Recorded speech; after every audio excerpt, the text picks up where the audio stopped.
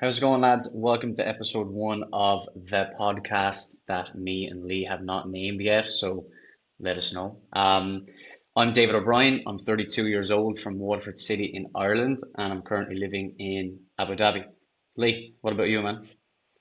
My name is Lee. For those of you who don't know me, I am 27, coming on 28, currently living in Cavan in Ireland. Originally from Kildare, it's high, so bit of a trek, but here we are.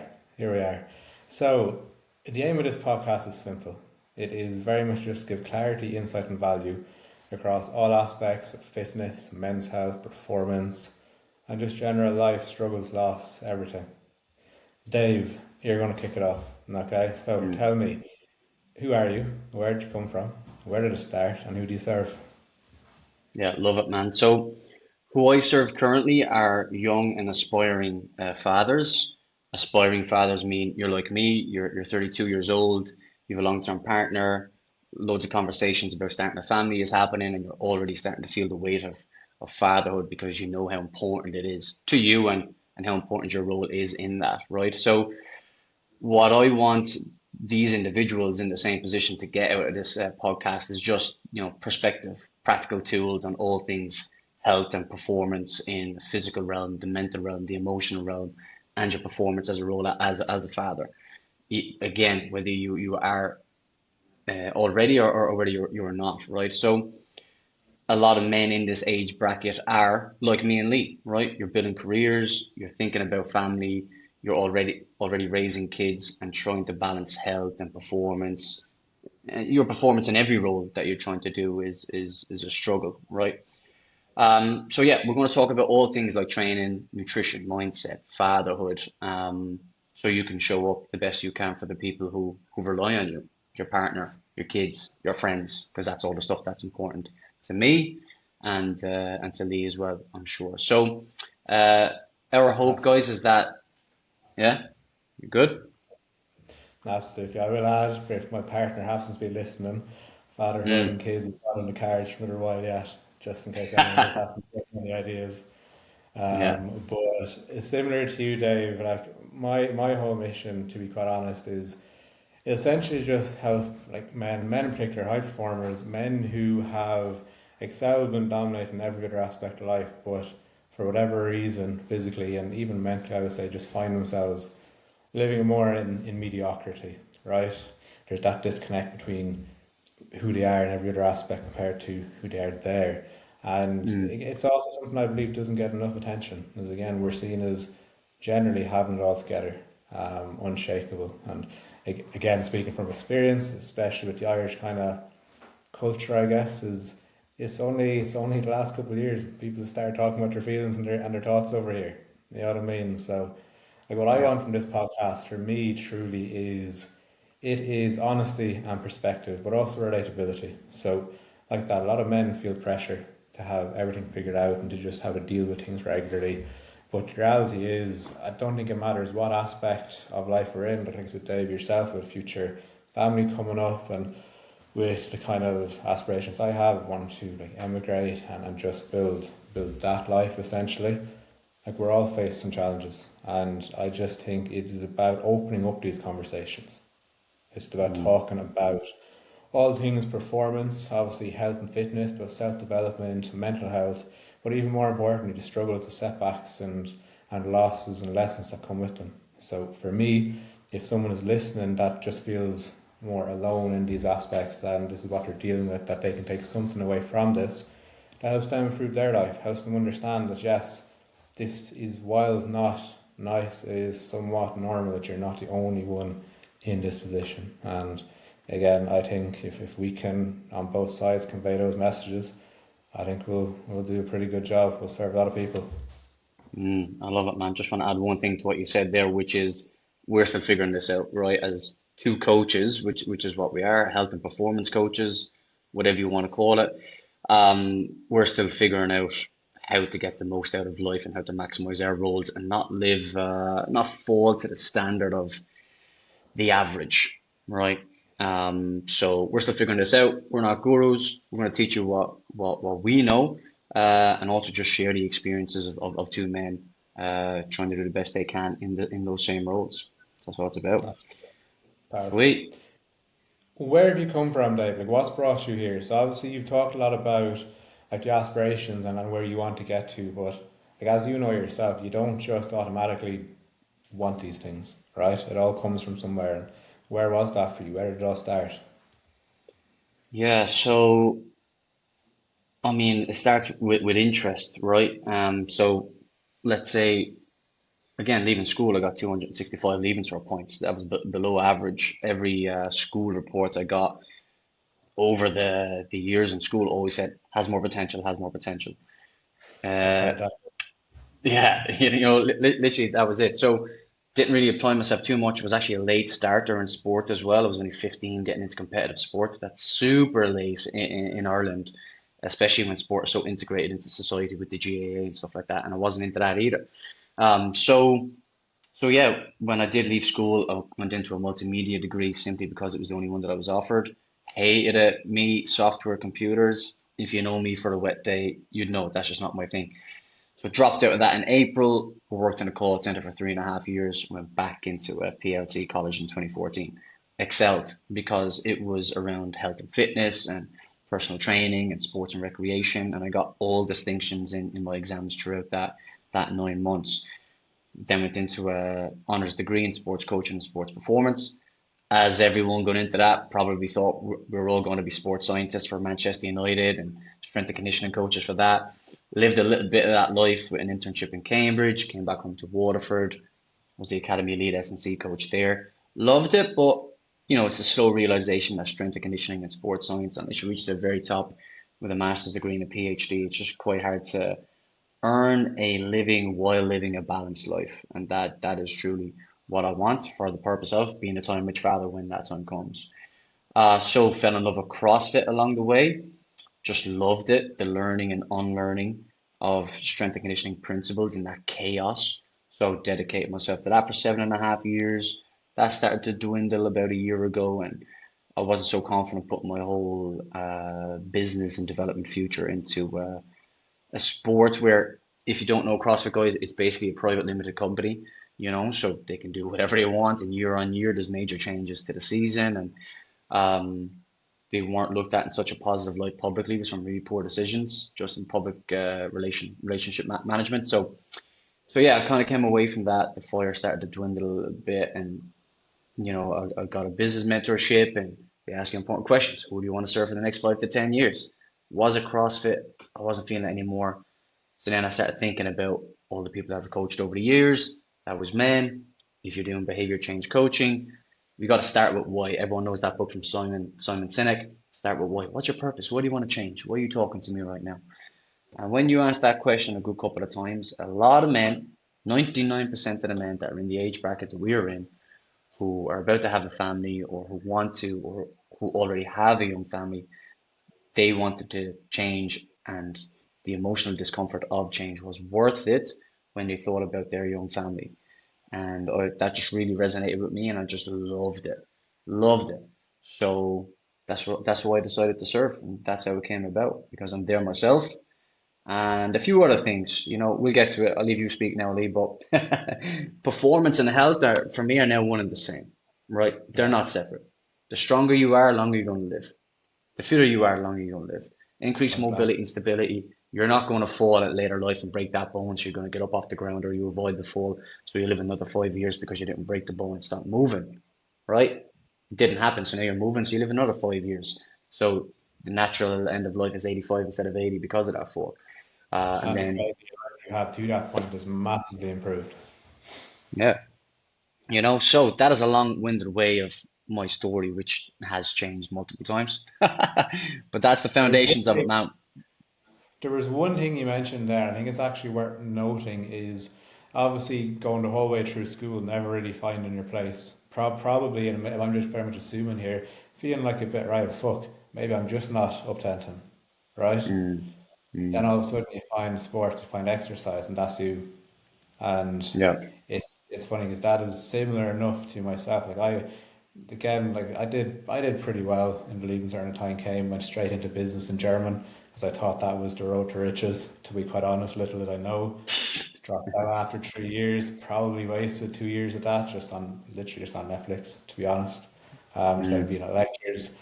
And again, similar to that, then I kind of dove into the fitness and nutrition side of it. My journey started a bit different. So mine started more so from a place of it was just my own personal discomfort. I just wasn't happy. I would have struggled a lot underage, like mentally, mental health, and while there's a lot to unpack there, the physical was the bit that I tackled first. I was always played sports from a young age, so it was part of who I was at that time. But then that started dropping out, and it was like, right. Well, other less than ideal things start creeping in, drink and all sorts of stuff we probably shouldn't really be doing, as you know.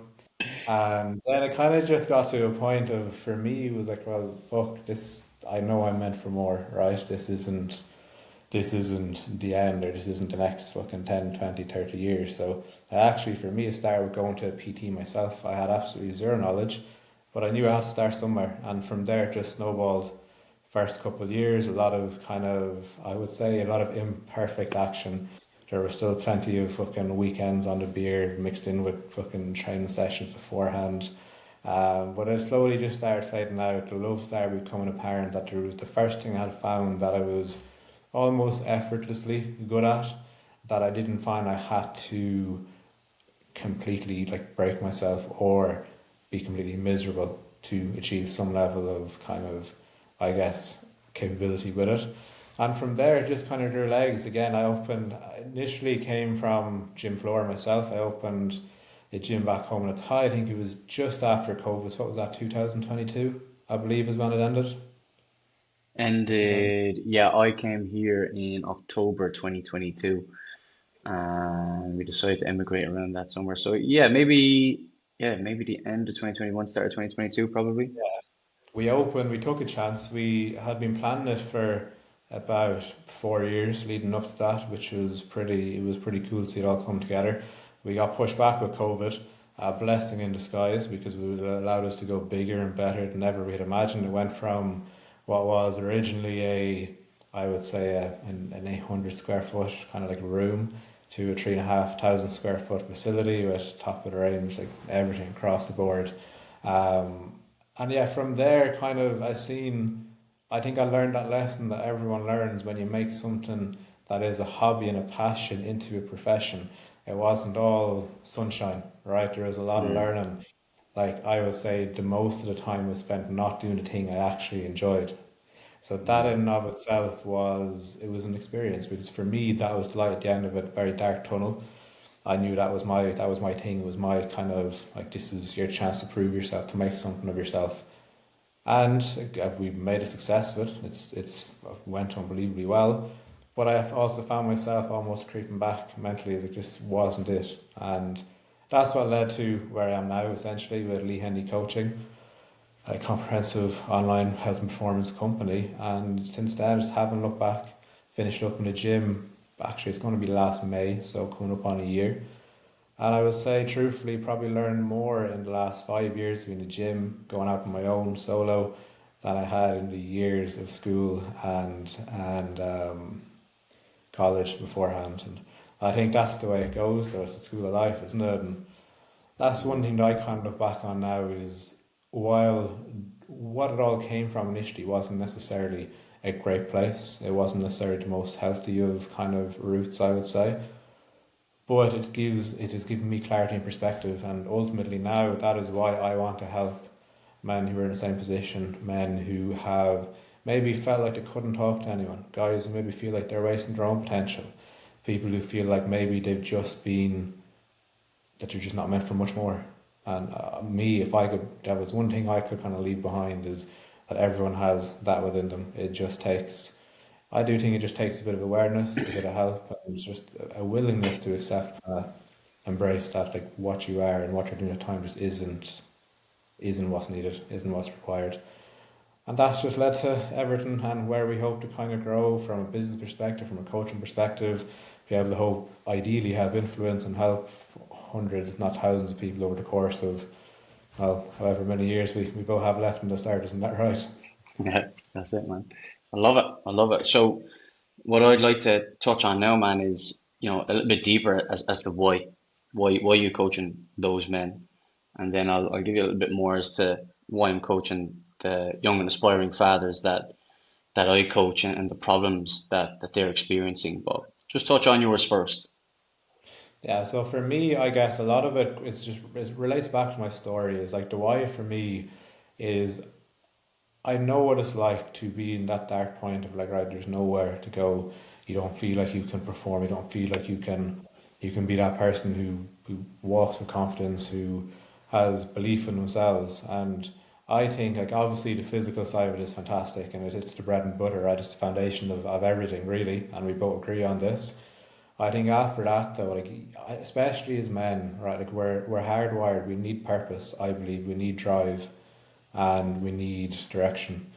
I find now, especially with the way the world is kind of set up and with everything that's going on, as you know yourself, that those things can be a lot harder to find. I also believe the world is set up to keep us comfortable and to kind of it's not there to challenge us anymore in certain aspects.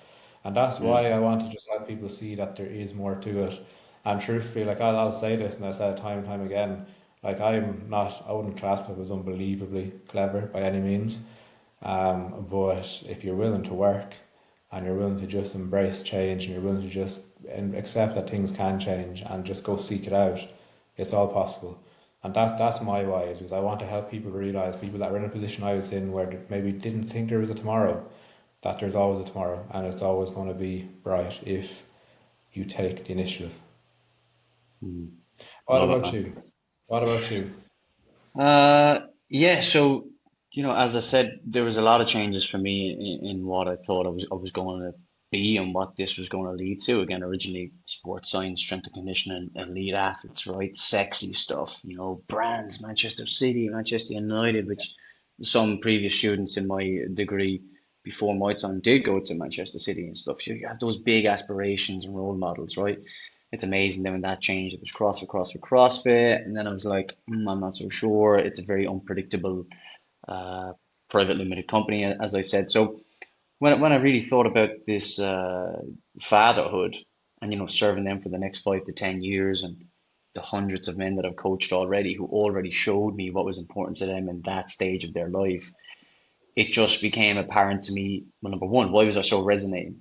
Or why was I resonating with that so much, right? And I just started to come to the belief that, well, my partner Becky, that we're together 8 years. She's a nursery teacher the last 2 years. She just finished her early years educator diploma as well, and I've been reading that. I've read that book, like I've been reading it, and just the awareness of the direct impact a father will have on his children is evident. And once you know that, there's just no running away from that responsibility. So that belief system just started to come into my own head then that being a father and a partner is, in my eyes, probably the most important role you're ever going to do in your life, right? Yeah. So when it comes to a few extra push-ups a week or running a few extra meters than the week before, that's very surface level. But when you say that's making you live longer for your daughter, that's making you a better man to have more energy for your son. You know what I mean? So you can play with him running around the ground. And that's going to make you be around for your grandchildren. Do you know what I mean? So when you see exercise and health and performance coaching as a vehicle to achieve that life and health ambition, now I'm interested. Now I'm interested. And I know that the men that I coach are interested as well because that's the deepest purpose that a lot of us come back to at this stage of life. Is it every man? No. But is it always a man? Of course it is, right? Yeah. So that's what it's about, man. And I'm excited to do it for the next 5 to 10 years. Who knows? I might fall out of love with this in 10 years' time as well. But what I know for sure is that if me and Becky are lucky enough, that's what we're about to go into. We keep talking about it. I'm not even a dad yet. It literally is That's just talk. what I want to pull you up on as well. So, like, Mm, I think like a lot of people would think, well, it's not me because it isn't me yet. But you've embodied it. You know it's going to be you. I think mm, there's a lesson there for anyone who maybe can relate to this story. That if you essentially see something as your future, whether it's a different version of you, it's a different like you family ambitions, career ambitions, whatever it is. You don't just become it. Like especially with you, like you're doing everything you can now to ensure when that little guy or little girl comes along that you are like, well, you're going to be the most jacked lad at the school line anyway, but alongside that, you're doing everything you can to fulfill that and provide that level of care. And I also think there's responsibility there as well, right? And this may or may not be agreed with, but if you are taking responsibility for someone else like this, you have to take responsibility for yourself. It is Hmm. your responsibility to show up and make sure you live the longest, and you do your due diligence in every single aspect. Yeah, yeah, no, it's a fact, man. I love it. So yeah, that's what it comes down to, man, for me. And I do movement and mobility coaching, strength and fitness, Yeah, performance coaching, and nutritional lifestyle coaching. So it is this holistic product. But again, all that is a vehicle. It's a vehicle and a method to improve the most important thing, which is your role as a father. That's what it's about for me right now. And we get great conversations out of it, man. The first time I meet somebody in their initial consultation, this is the stuff we talk about, and I love that. You know what I mean? I'm talking about this stuff with pure strangers, man, who've never said these things out loud. You know what I mean? So that's the purpose of the coaching. The program's called Connected Coaching because it's a holistic product and it's a connection between the coach and the client and the father and the son, the daughter, and the connection between all the facets of health and fitness. So it means a few things, and it will evolve, and that's the purpose of it, man. So. Anyway, that's me, man. Any other deeper meanings for you that you want to touch on? Or is that it? for me, I guess it is just it's all about potential. Like the majority of the guys that I talk to on like on my discovery calls, there's an overwhelmingly obvious team, and it is the vast majority. And like I work with a lot of fathers as well. It's funny that like you mentioned it because it all comes down to potential. I don't Mm, necessarily just mean potential from a pure physical standpoint, although I do believe, like, yeah, I do believe if you're physically on point, like everything else benefits, right? But it's also knowing, and I feel now as well that like a lot of guys are starting to realize there's more out there. There is more possibility that you don't have to be just kind of pigeonholed into like X, Y, or Z. And that's the big game is just helping people achieve and realize that potential first and foremost, achieve it second, but then as a third point, making them realize that that potential that is still probably quite realistic. It's probably not overly ambitious. And like kind of how I work it. So my whole program is like it's the apex accelerator, right? This is where we want to be. We want to be on top of the food chain. We kind of work through three different pillars. The first two pillars are two of my favorites. It's peak physiology, where we're kind of talking all things, obviously, like your calories, your macros, your training, all foundations that you need nailed in. But even more so, like your physiological markers such as sleep, stress, digestion, like how we handle and optimize these things. Because for me, that's the hidden levers. Like honestly, my first port of call and focus with anyone that joins up, it's not to get 2 pounds down or 5 pounds down. It is to get them feeling better than they have felt in years. And you mm, don't do that by just counting calories. You do that by optimizing their sleep, helping improve their quality, hydration, understanding how they stress, why they stress, and ultimately how we kind of work around it. And I personally, and I know for sure from the guys I've worked with, and you might have seen it yourself, everyone ignores these. Everyone can mm, follow a meal plan, everyone can eat with efficiency, and everyone can train hard. No one wants to talk about managing stress. No one wants to talk about, well, how do we sleep better? It doesn't fucking sound sexy. It just sounds like, mm. right, it's boring shit, like, you know what I mean? And that kind of leads in quite nicely, or links in quite nicely to my performance enhancement pillar. And this is essentially once the foundation is laid, we just start hitting the accelerator. Essentially, like we're not talking just gym numbers here, which obviously plays a massive role, but we're talking energy and output in every aspect of life. So not only are we helping you perform better physically, but you want to be a better father. You want to be able to run around after your son. The one what I always say to the guys I talk to is, you want to be the one who's tiring your son out, not the other way around. You don't want to be the one with the hands and the knees, right? But Mm. even more so, having the belief and the capabilities and the drive to be able to go, whether it's in your career, whether it's starting a business, whether it is just stepping outside of your comfort zone. A lot of that is going to come from confidence, going to come from belief in yourself, which if we don't operate at that level, it's not going to come. So alongside that as well is this concept of kind of working within your like your stress threshold, right? So a lot of guys will come massively overreach, and it's a learning curve for me. It's still something I struggle with to date. I have no problem putting the head down and work. No problem. But the problem is your red line and what you lose a week from burnout, right? But it's Mm-hmm. understanding that we need to work just below that line. That we're still promoting growth, we're still developing, we're still growing, but ultimately we're keeping ourselves in the game. Because if you keep yourself in the game longer than the next person, you're going to win. There's no Mm-hmm. magic fix. Mm-hmm. And then third pillar, which kind of is, it ties everything else in quite nicely. This is my favorite.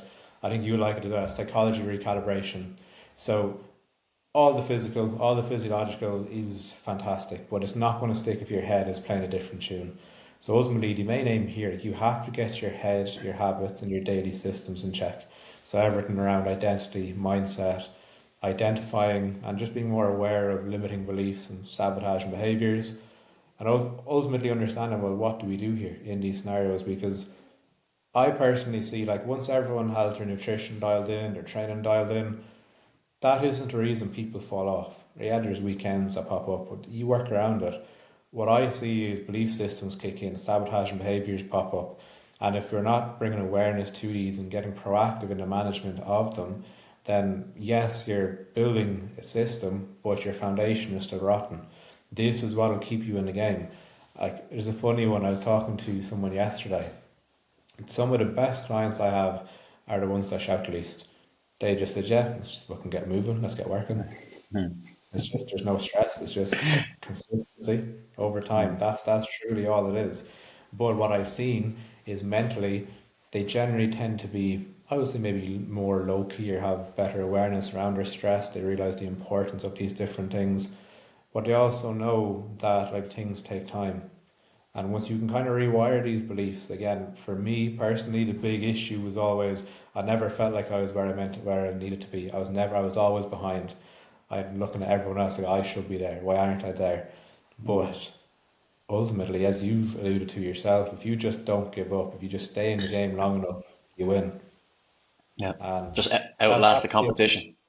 yeah, honestly, and I think especially in this game as well, for anyone listening, like the fitness industry is notorious for people jumping in and out after a year or two. So anyone that's lasted five, I'd even go as far as 10 plus years, like the chances then is just of success is so much higher. Mm-hmm. Yeah. How long are you in the game, man? I am in the game 7 or 8 years. Nice Yeah, one. about 8 years. The funny one actually, when we're talking about that, I qualified as a PT and COVID hit. So I had minimal in-person experience. COVID Yeah. ended and we took a chance and opened up a gym anyway. So Yeah. I had done some work through COVID just with kind of friends and family, but I was shitting it. Someone who was Mm.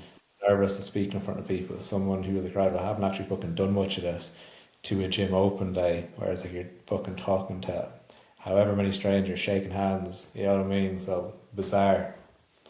But just kind of Incredible, really man. next level. Yeah, man, you've gone through a proper identity shift there, from business in German to changing whole careers, that's completely different to mine. So you really have lived the identity change. Um, Yeah, well, and again, a lot of it kind of came from, it was still just that core for me, like everything that I like embody and like how I coach and how I work with people now, that's where it all came from. It was still all came from a place of like I knew there was more, I knew I was meant for more. Yeah, I got definitely took a few wrong turns along the way, maybe took a few back steps, but that happens. mm, But you mentioned something as well, it was something, I think it was before we were kind of on, that it was just something you notice with most men, that mm. they're almost afraid or they're uncomfortable of embracing these things, and I just think it links in quite nicely to the message you're trying to get across. Like, what exactly is it that you see there? Like, what is the issue? In the issues that the men have. Yeah, and like you mentioned, it was just like a lot of the men like you work with are like they're uncomfortable and they're maybe just a bit scared of change, or what exactly is it? Like I think it could be valuable for anyone listening to understand. Maybe they could relate. Yeah, yeah, definitely. So there's a couple of things, right? Again, from the initial consultation, I hear about young and aspiring fathers, men in their age bracket, the issues that they're having a lot of the time. Number one is just the weight of fatherhood and the responsibility in knowing their direct impact on that, and basically structure is another big one. A lot of guys say to me once they finish coaching with me that the biggest things that helped them was the structure, something to follow, being confused, not knowing how to use anything in the gym, not knowing how to progress it appropriately in their strength, in their conditioning, nutrition structure. Structure is just a really big one. And then the biggest, without a shadow of a doubt, is agency, urgency, and accountability. A lot of people know what to do. Fruit and veggies, what was that it? I'm starving after 2 hours. Huh? Fruit and veggies, fiber, high protein, healthy fats. And a lot of people just know that that's what to do, but you just don't do it. So from the environments that me and you come from, Lee, we would know that a lot of individuals and we as humans don't have information problems, especially now in the era and the future of AI. But what Yeah. individuals do have is implementation problems. People just don't do what they know what they're supposed to do, right? Why do you think that is? I have my own theories around it. Why do you think that is? Um, I think it's fear, man. Fear of looking stupid.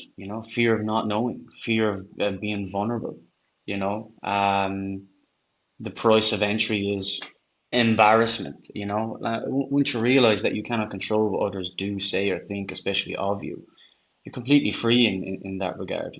So, I mean, as solopreneurs, you're doing a million things for the first time every month, and the only difference between the people who achieve what they want to achieve and the people who don't is they're in the right environments and they still feel the same fear that you feel, but they're Yeah. doing it anyway. That's literally it. Like this is our first podcast. Was I nervous half an hour ago? Of course it was. What am I doing now? Doing it anyway. You know, is our conversation 5, 10 podcasts from now going to be better than this one? Of course it is, because it's that lived experience that you talked about at the start, man. So it is literally the hardest step is the hardest, and just the realization that you will become motivated once you understand that you need to fall in love with micro progression and celebrate micro progression. And then on top of Absolutely. that, once you see your first result with the right monitoring system, you're going to be more motivated again. And then you're going to fall in love with this game. That's how I see it. So it's just a game, right? So that's what I think, man. What do you think? Pretty much, I would echo most of what you say. I would add in a small bit more that I just believe, as personally, I just believe that the world right now is set up to keep things easy. It's not set up for autonomy, really. It's set up to make life comfortable, to make it easy. From Mm, like even if you walk into most supermarkets, what do you see straight away? You see chocolate, sweets, drinks. If you walk to the checkout, what's the last thing you see? It's the same. So I do think that the odds are definitely stacked against me. People have to try harder now. People have to put in more conscious effort. It doesn't, these things just don't come second nature. The world is very, and look, like I enjoy my sweet things too. I'm not being like preaching off to the pulpit by any means, but I do think there's just, like you said, there isn't an information problem anymore. It's rare I have someone come to me that actually has poor food quality.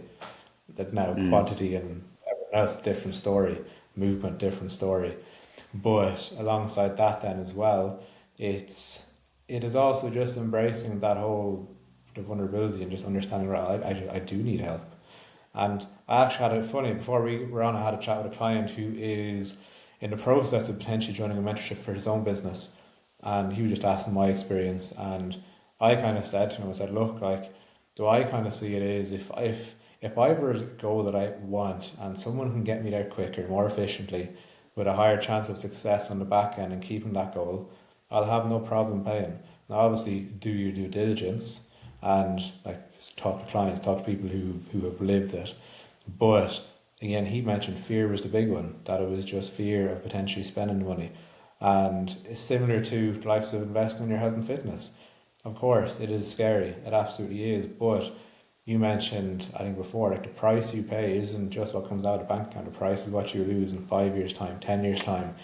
It's the hospital bills that rack up. It's the medication that has to be brought into play, and ultimately, and you may or may not agree, when you reach a certain point, those things are all inevitable if nothing is done about it in the meantime.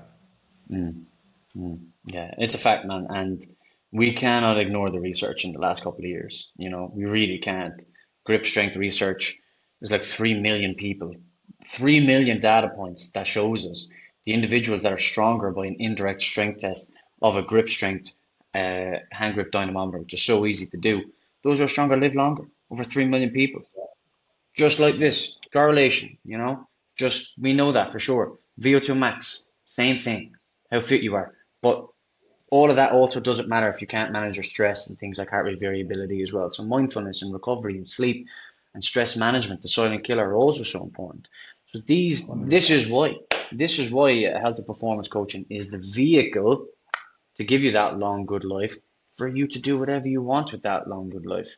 What is your purpose? That's what my old thing, fatherhood, blah blah blah. Just whatever your purpose is. If you just want to live a long good life to have a six pack for as long as possible, great. But Yeah. it can go deeper than that if you want. But we can't ignore the data, man. This is No, the way to do that. it's a very simple reality. Like if the proof is there, look at the people who are living longest. They're still active in their 60s and 70s. It's not rocket science. It really They're isn't. walking to the shop. They're walking to the shop up a little hill because they have to, these little Italian towns and Greek towns and stuff like that. Um, there's loads. No, I think, Dave, we're after covering a hell of a lot of ground, and I know I'd happily keep talking for hours. I know for sure you would happily keep talking for hours. So 100%.